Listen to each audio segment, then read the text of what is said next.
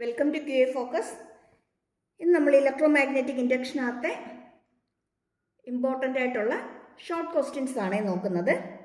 First question നോക്കിയേ, what is meant by motional EMF? എന്താണ് motional EMF എന്ന് പറയുന്നത്?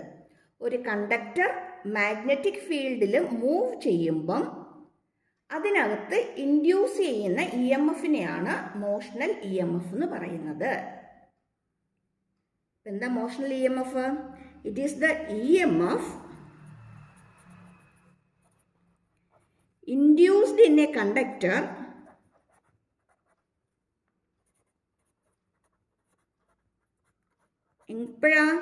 moving in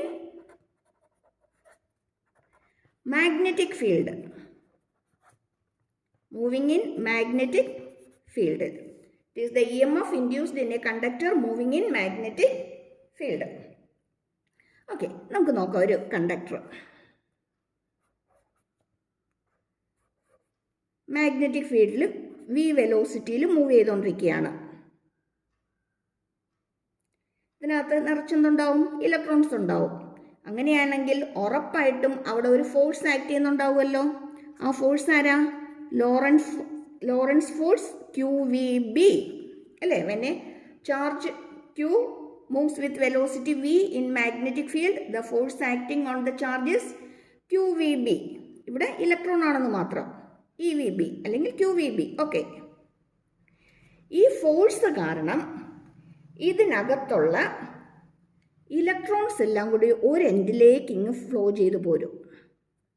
അപ്പോൾ ഓപ്പോസിറ്റ് എൻഡിൽ ആര് വരും? പ്ലസ് ചാർജ് വരും. ശരിയാണോ? ഈ ഫോഴ്സ് കാരണം ഇലക്ട്രോൺസ് ഒക്കെ ഒരു എൻഡിലേക്ക് വന്ന് അക്യുമുലേറ്റ് ചെയ്യും. മറ്റേ എൻഡിൽ ആരായിരിക്കും? പോസിറ്റീവ് ചാർജസ് ആയിരിക്കും. അങ്ങനെയാണെങ്കിൽ അവിടെ എന്ത് ക്രിയേറ്റ് ചെയ്യും? ഒരു ഇലക്ട്രിക് ഫീൽഡ് ക്രിയേറ്റഡ് ആവും. ക്ലിയർ ആണോ? അങ്ങനെയെങ്കിൽ ഈ ഇലക്ട്രിക് ഫീൽഡ് കാരണം അവിടെ ഒരു ഫോഴ്സ് ആക്ട് ചെയ്യുന്നുണ്ടാകില്ലേ? ഇലക്ട്രിക് ഫീൽഡ് കാരണം അവിടെ ആക്ട് ചെയ്യുന്ന ഫോഴ്സ് F = QE. ഇവിടെ നമുക്കൊരു ഫോഴ്സ് കിട്ടി QVB, ഇവിടെ ഒരെണ്ണം കിട്ടി QE. ഇക്വേറ്റ് ചെയ്യാലോ. QE = QVB or E = VB. Okay, induced EMF E = E × L, where L is the length of this conductor. L എന്ന് പറയുന്നത് ഈ കണ്ടക്ടറിന്റെ ലെന്ത് ആണ്. ഇനി ഒന്ന് നോക്കിയേ, ഈ ഇക്വേഷൻ നമുക്ക് എവിടെ നിന്നാണ് കിട്ടുന്നത്? EMF എന്ന് പറയുന്നതും പൊട്ടൻഷ്യൽ ഡിഫറൻസ് എന്ന് പറയുന്നതും ഒന്ന് തന്നെയല്ലേ? V അല്ലേ? വോൾട്ടാണ്, പൊട്ടൻഷ്യലാണ്. EMF എന്ന് പറയുന്നത് പൊട്ടൻഷ്യൽ തന്നെയാണ്, വോൾട്ടാണ് രണ്ടും. ഈക്വൽ ടു E × Lന് പകരം D ഇട്ട് നമ്മൾ പഠിച്ചിട്ടുണ്ട്, ED. അല്ലെങ്കിൽ E = V/D. കപ്പാസിറ്ററൊക്കെ പഠിച്ചപ്പോൾ നമ്മൾ പഠിച്ച ഇക്വേഷനാണ്. കണ്ടോ? സെയിം ഇക്വേഷൻ തന്നെയാണ് ഇവിടെ വന്നിരിക്കുന്നത്. ഇത് EMF ആണ്, ഇത് ഇലക്ട്രിക് ഫീൽഡാണ്. വിക്ക് പകരം നമ്മൾ EMFൻ്റെ E കൊടുത്തതേ ഉള്ളൂ. ഇത് ഇലക്ട്രിക് ഫീൽഡിൻ്റെ E തന്നെ. ഓക്കെ, അപ്പം അങ്ങനെയാണെങ്കിൽ ഇവിടെ നമുക്ക് EMF E = EL, where L is the length of the conductor. That is, induced EMF E = E എന്ന് പറയുന്ന VB അല്ലേ? VBL. ഇതാണ് ഇൻഡ്യൂസ്ഡ് EMF അല്ലെങ്കിൽ motional EMF on a conductor moving in magnetic field. Motional EMF on a conductor moving in magnetic field. Clear ആയോ? 1 mark question ആണ് ചോദിക്കുന്നതെങ്കിൽ just ഇത് മാത്രം എഴുതിയാൽ മതി. It is the EMF induced on a conductor moving in magnetic field. Equation അറിയാമെന്നുണ്ടെങ്കിൽ അതും കൂടി ഒന്ന് എഴുതിയിട്ടോ. ഒരു 2 മാർക്ക് ക്വസ്റ്റൻ ആണെങ്കിൽ ഇത് എഴുതി അതിൻ്റെ കൂടെ ഇതും കൂടി ഒന്ന് ചെയ്തേക്കണം. ക്ലിയർ? ഇതേ സംഭവം തന്നെ നമുക്ക് വേറൊരു ക്വസ്റ്റനും കൂടി നമുക്ക് ഇതിനകത്തുനിന്ന് വരാം. Motional EMF on a rectangular loop അല്ലെങ്കിൽ rectangular conductor moving in magnetic field. ഓർക്കുന്നോ ക്ലാസ്സിൽ പഠിപ്പിച്ചത്? സ്കൂളിൽ ചാപ്റ്റർ കഴിഞ്ഞെങ്കിൽ ഉറപ്പായിട്ട് ഇത് പഠിപ്പിച്ചിട്ടുണ്ടാവും. അതെങ്ങനെയാണ് വരുന്നതെന്ന് നോക്കാം. ക്വസ്റ്റ്യൻ ഒന്ന് നോക്കിക്കേ. ഡിറൈവ് ദ എക്സ്പ്രഷൻ ഓഫ് അതല്ല, ഫസ്റ്റ് ക്വസ്റ്റ്യൻ തന്നെ പാർട്ടായിട്ട് എഴുതിയിരിക്കുന്നത്. Find out the expression for EMF of A rectangular loop moving in magnetic field. രണ്ടാണ്. ഇതെന്ന് പറയുന്നത് conductor moving in magnetic field ആണ്.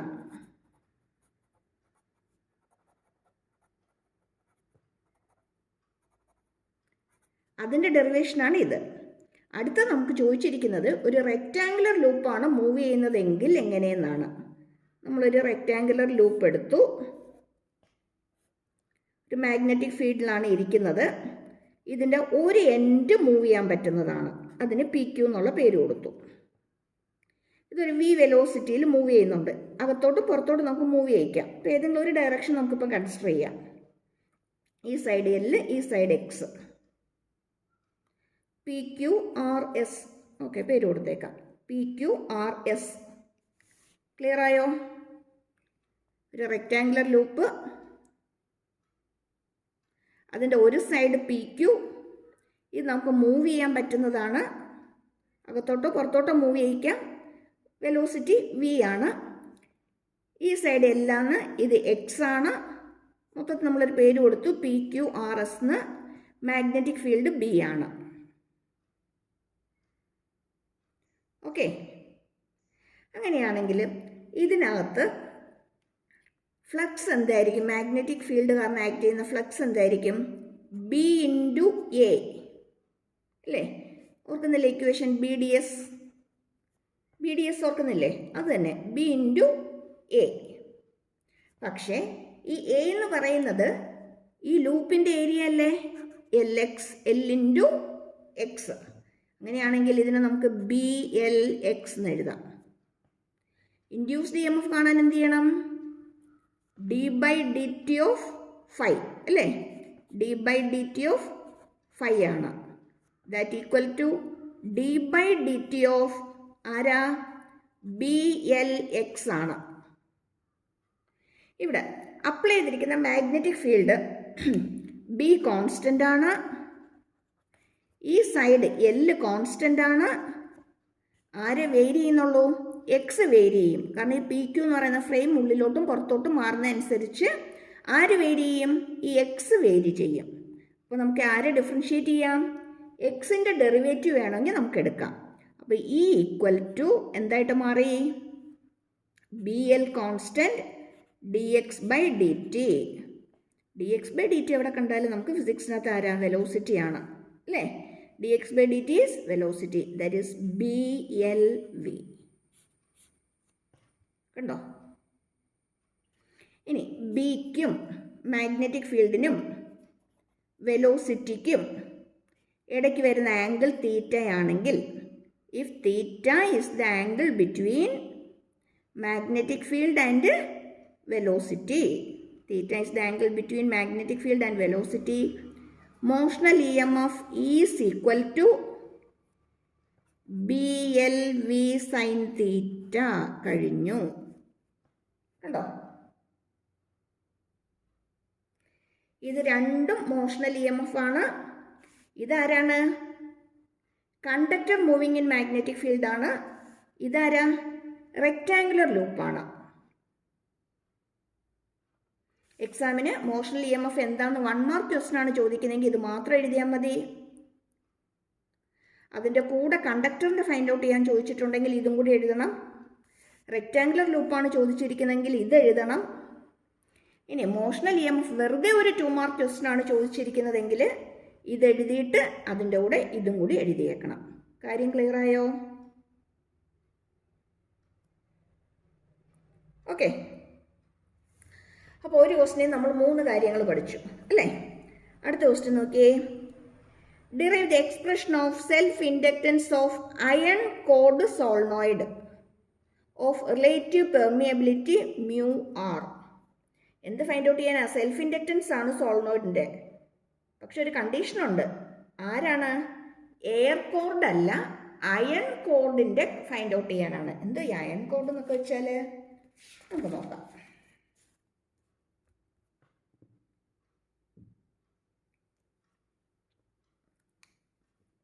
ഒരു സോളിനോയിഡ് വരച്ചു.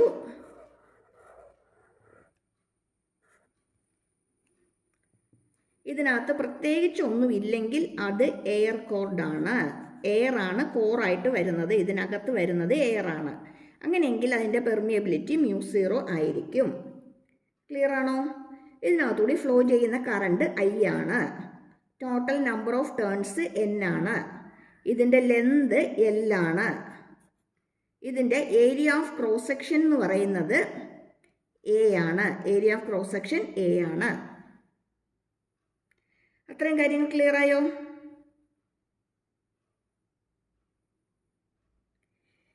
ഇനി ഇതിനകത്ത് flux linked with an inductor of inductance L ആണെങ്കിൽ Li ആണ്. L ഇൻഡക്റ്റൻസ് ഉള്ള ഒരു സോളിനോയിഡിനകത്ത് വരുന്ന ഫ്ലക്സ് എന്ന് പറയുന്നത്, മാഗ്നറ്റിക് ഫ്ലക്സ് എന്ന് പറയുന്നത് L × I ആണ്. ഓക്കെ. പക്ഷെ നമ്മൾ പഠിച്ചിട്ടുണ്ട് ഫൈ എന്ന് പറയുന്നത് BA ആണ് അല്ലേ? BDS എന്ന് പറയുന്ന പോലെ DS ഏരിയ ഇവിടെ ഫുൾ ഏരിയ എടുത്തപ്പോൾ A എന്ന് എടുത്തു. N ടേൺസ് ഉണ്ടെങ്കിൽ അതിൻ്റെ കൂടെ ആരും കൂടി വരും? ഒരു N കൂടി വരും അല്ലേ? ആംപിയർ സർക്യൂട്ടൽ തിയറം വെച്ചിട്ട് B എന്ന് പറയുന്നത് സോളിനോയിഡിനകത്ത് μ0 Ni ആണെന്ന് പഠിച്ചിട്ടുണ്ട്. ശരിയാണോ? Magnetic field at the centre of the solenoid is μ0 Ni. ഇതിനകത്ത് വരുന്ന ഈ N ആരാ? Number of turns per unit volume.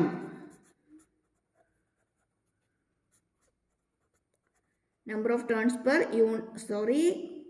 Unit length. Okay. അങ്ങനെയാണെങ്കിൽ നമുക്ക് ഫൈ ഈക്വൽ ടു എന്തെന്ന് എഴുതാം? ബിക്ക് പകരം μ0 Ni കൊടുക്കാം. ശരിയാണോ?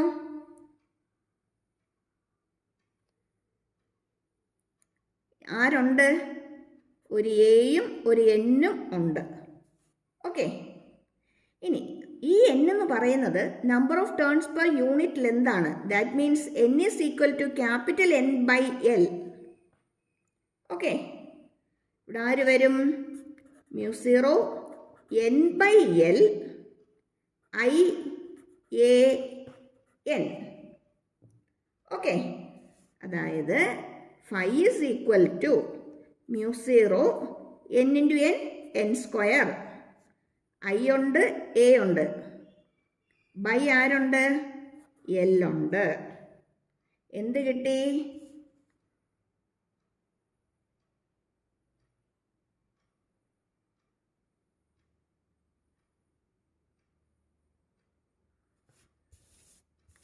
ഫൈ കിട്ടി അല്ലേ?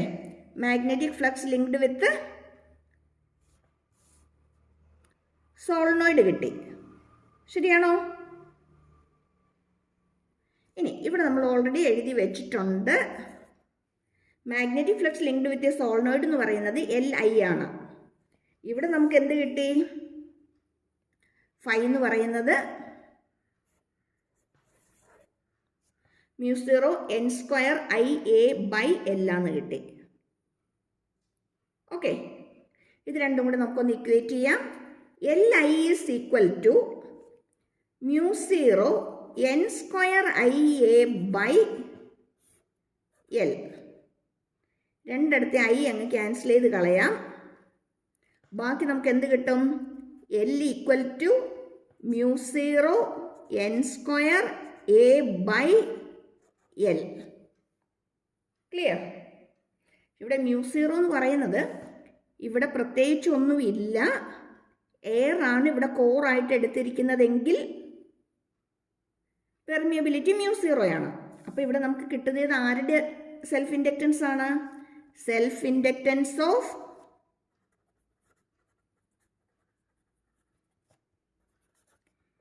Air cored solenoid.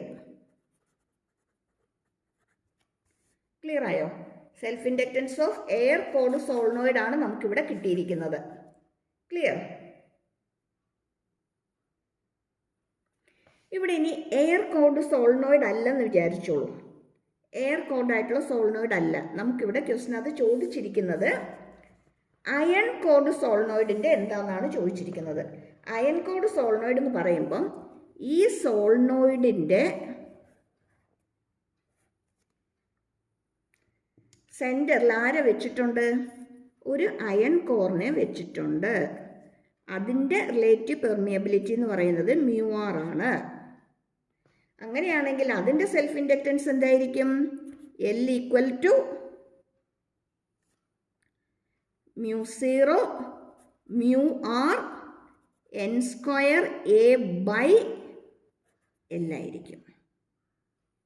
കേട്ടോ, ഇവിടെ നമ്മൾ ഇതിനകത്ത് 2 ക്വസ്റ്റ്യൻ നമ്മൾ ഇതിനകത്ത് ആൻസർ ചെയ്യാൻ പഠിച്ചു. എയർ കോർഡ് ആണെങ്കിൽ ഇത്ര എഴുതിയാൽ മതി. അയൺ കോർഡോ അല്ലെങ്കിൽ വേറെ ഏതെങ്കിലും സബ്സ്റ്റൻസ് തന്നിട്ട് റിലേറ്റീവ് പെർമിയബിലിറ്റി തന്നിട്ടുണ്ടെങ്കിൽ ഇക്വേഷൻ ഇങ്ങനെ മാറ്റി എഴുതണം. പ്രോബ്ലം നമുക്ക് ചോദിക്കാം. ഒരു അയൺ കോർഡ് സോളിനോയിഡ് പറഞ്ഞിട്ട് അതിൻ്റെ നമ്പർ ഓഫ് ടേൺസും ഏരിയയും ലെന്തും ഒക്കെ കണ്ടിട്ട് L ഫൈൻഡ് ഔട്ട് ചെയ്യാൻ പറയാം. എന്നിട്ട് അതിൻ്റെ ഒരു സബ് ക്വസ്റ്റ്യനായിട്ട് വേണമെങ്കിൽ ചോദിക്കാം, സെയിം ഇൻഡക്ടറിനകത്ത് തന്നെ റിലേറ്റീവ് പെർമിയബിലിറ്റി μr വരുന്ന ഒരു സബ്സ്റ്റൻസ് ഇതിനകത്ത് കോറായിട്ട് വെക്കുകയാണെങ്കിൽ, അല്ലെങ്കിൽ ഇതിനകത്ത് റിലേറ്റീവ് പെർമിയബിലിറ്റി μr വരുന്ന ഏതെങ്കിലും ഒരു സബ്സ്റ്റൻസ് അല്ലെങ്കിൽ ഒരു അയൺ തന്നെ ഇൻട്രൊഡ്യൂസ് ചെയ്തിട്ടുണ്ടെങ്കിൽ അവിടുത്തെ സെൽഫ് ഇൻഡക്റ്റൻസ് എന്തായിരിക്കും? കണ്ടോ, 2 രീതിയിൽ നമുക്കിത് ചോദിക്കാം. 2 രീതിയിൽ ആൻസർ ചെയ്യാനായിട്ട് പഠിച്ചോണം. ക്ലിയർ ആയോ? ഓക്കെ, അടുത്തത് നോക്കിക്കേ. What is the energy stored in an inductor of self inductance L? Self inductance L വരുന്ന ഒരു സോളിനോയിഡിനകത്ത് അല്ലെങ്കിൽ ഇൻഡക്ടറിനകത്ത് സ്റ്റോർ ചെയ്തിരിക്കുന്ന എനർജി എന്താണെന്നാണ് നമുക്കിവിടെ ക്വസ്റ്റ്യൻ ചോദിച്ചിരിക്കുന്നത്. നമുക്കറിയാം എനർജി എന്ന് പറയുന്നത് വർക്ക് ഡൺ ആണ് അല്ലേ? എല്ലാത്തിനകത്തെയും വർക്ക് ഡൺ ആണ് എന്തായിട്ട് സ്റ്റോർ ചെയ്യുന്നത്? എനർജി ആയിട്ട് സ്റ്റോർ ചെയ്യുന്നത്. അങ്ങനെയാണെങ്കിൽ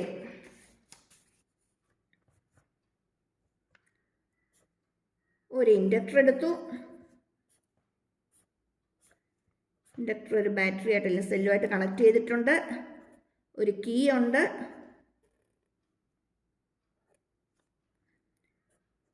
കറണ്ട് ഫ്ലോ ചെയ്യുന്നുണ്ട്. ഓക്കെ, ഇതിനകത്ത് കറണ്ട് ഇൻക്രീസ് ചെയ്യുമ്പം അവിടെ എന്ത് ഡെവലപ്പ് ചെയ്യും? ഒരു ബാക്ക് EMF ഡെവലപ്പ് ചെയ്യും അല്ലേ? Induced EMF which opposes the growth of current in the circuit. ശരിയാണോ? വെൻ കറണ്ട് ഇൻക്രീസ് ചെയ്യുമ്പം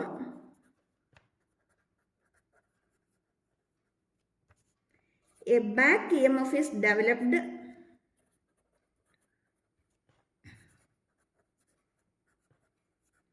which opposes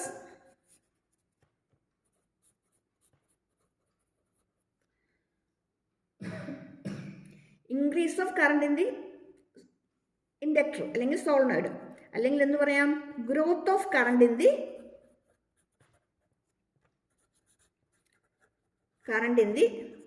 സർക്യൂട്ട്. ക്ലിയർ ആയോ?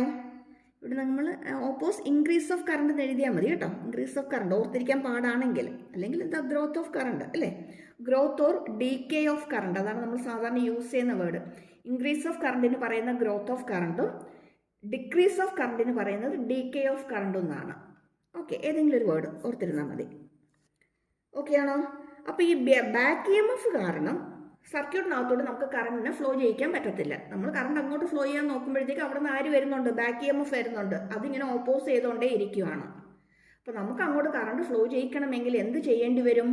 വർക്ക് ചെയ്യേണ്ടി വരും. ആ വർക്കാണ് ഇതിനകത്ത് എന്തായിട്ട് സ്റ്റോർ ചെയ്യുന്നത്? എനർജി ആയിട്ട് സ്റ്റോർ ചെയ്യുന്നത് അല്ലേ? അപ്പം work done to increase the current in the circuit, work done to increase the flow of current in the circuit is dW equal to, നോക്കിക്കേ, പവർ എന്ന് പറയുന്നത് VI ആണ്, വോൾട്ടേജ് ഇൻറ്റു കറണ്ട് ആണ്. Power എന്ന് പറയുന്നത് W/T ആണ്. That equal to VI, W equal to V I into T ആണ്. ശരിയാണോ? വി ഐ ഇൻറ്റു ടി ആണ്. ചെറിയ വർക്കാണെങ്കിൽ DW എടുക്കാം, ടൈം DT എടുക്കാം. ഇവിടുത്തെ വോൾട്ടേജ് എന്ന് പറയുന്നത് ഇൻഡ്യൂസ്ഡ് വോൾട്ടേജ് അല്ലെങ്കിൽ ബാക്ക് EMF കാരണം വരുന്ന വോൾട്ടേജ് ആണ്. ഇൻഡ്യൂസ്ഡ് അല്ല, ബാക്ക് EMF അല്ലേ? ബാക്ക് EMF ആണ്. ബാക്ക് EMF നമ്മൾ കൊടുത്തു, EI ഇൻറ്റു DT. ക്ലിയർ ആണോ? ക്ലിയർ ആയോ? ഇത്രയും കാര്യങ്ങൾ പിടികിട്ടിയല്ലോ.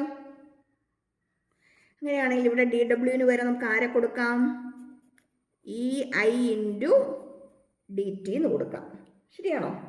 EI into DT. ഇവിടെ EI DT എങ്ങനെയാണ് വരുന്നതെന്ന് മനസ്സിലായോ?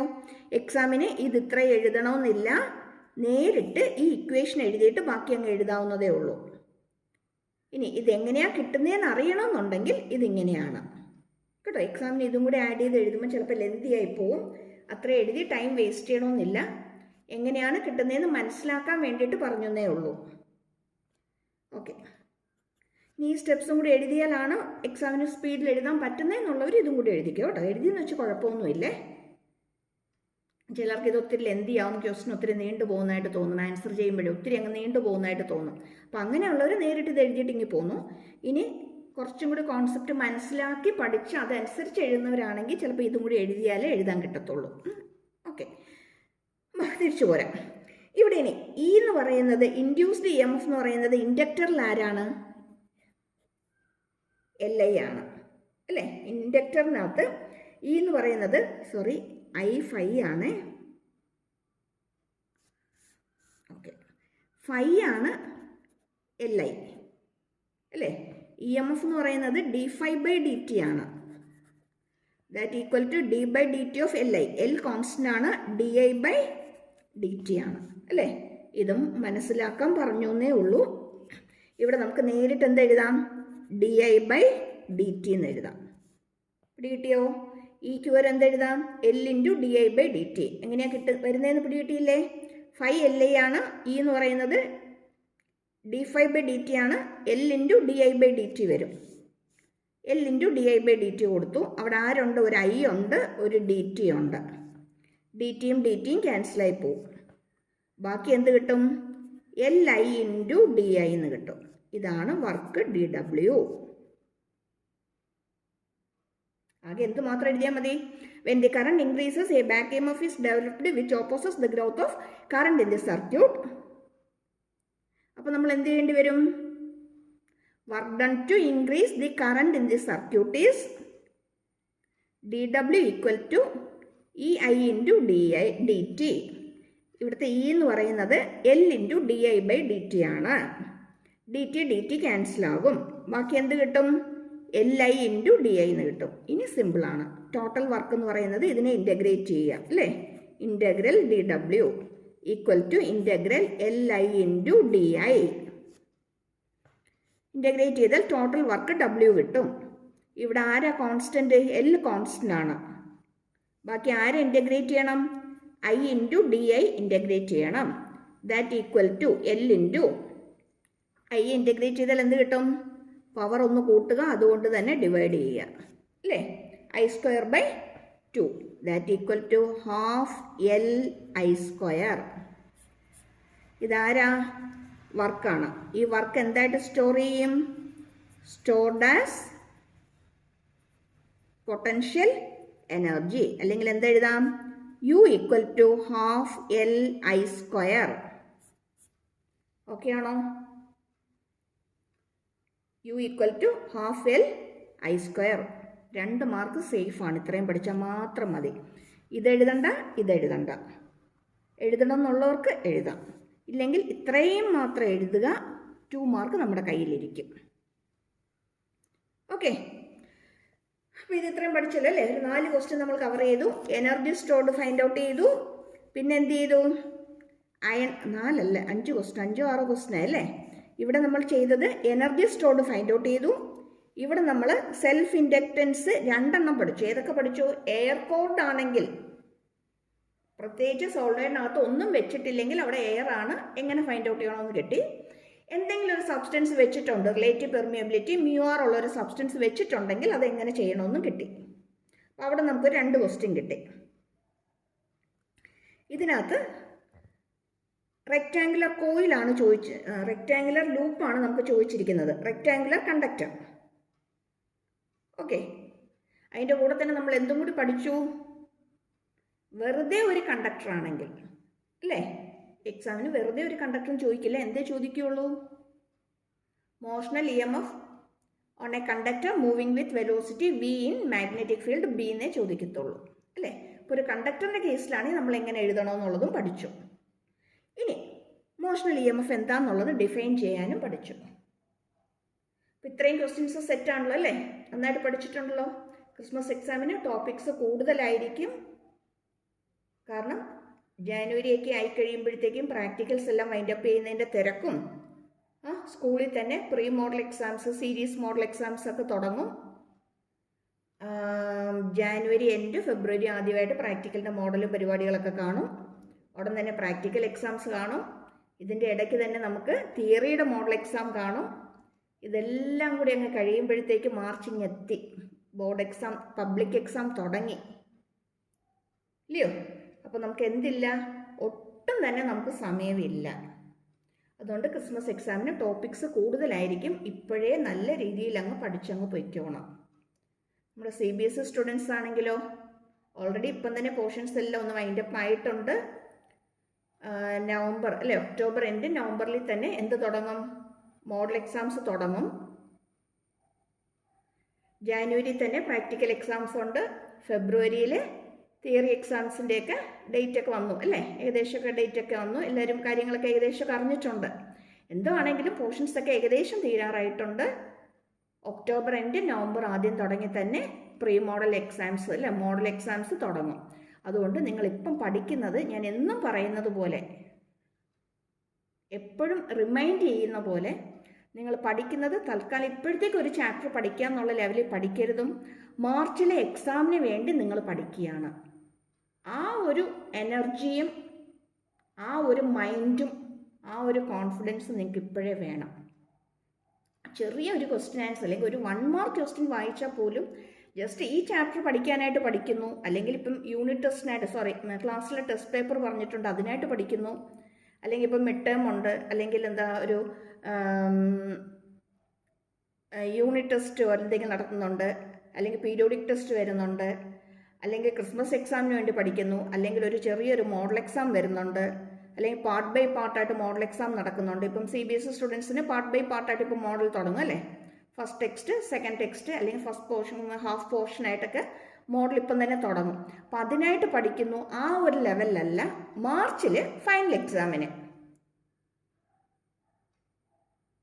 മാർച്ച് മീൻസ് CBSE ആകുമ്പോൾ ഫെബ്രുവരി തന്നെ അല്ലേ. നമ്മൾ 12th ഫൈനൽ എക്സാമിന് വേണ്ടി പഠിക്കുന്നു. അതേ ലെവലിൽ തന്നെ ഇപ്പോഴേ അങ്ങ് പഠിച്ചോ കേട്ടോ. അങ്ങനെ ആകുമ്പോഴത്തേക്ക് എളുപ്പമുണ്ട്, നിങ്ങൾക്ക് ജസ്റ്റ് ഒന്ന് റിവൈസ് ചെയ്താൽ മതി. എക്സ്ട്രാ ക്വസ്റ്റ്യൻസ് ഒത്തിരി ചെയ്യാനുള്ള ടൈമും കിട്ടും. അല്ലെങ്കിൽ അവസാനം ആകുമ്പോൾ ഇതൊക്കെ നമ്മൾ പിന്നെയും പഠിക്കാനിരുന്ന് നമ്മുടെ ടൈമും എനർജിയും ഒക്കെ നമ്മൾ വേസ്റ്റ് ചെയ്യുകയാണ്. ഓക്കെ, അപ്പോൾ താങ്ക് യു ഫോർ വാച്ചിങ്. ആദ്യമായിട്ട് കാണുന്നവരൊന്ന് സബ്സ്ക്രൈബ് ചെയ്തേക്കണേ. ലൈക്ക് ചെയ്യാനും ഷെയർ ചെയ്യാനൊന്നും മറന്നു പോയില്ലല്ലോ. Okay, thank you.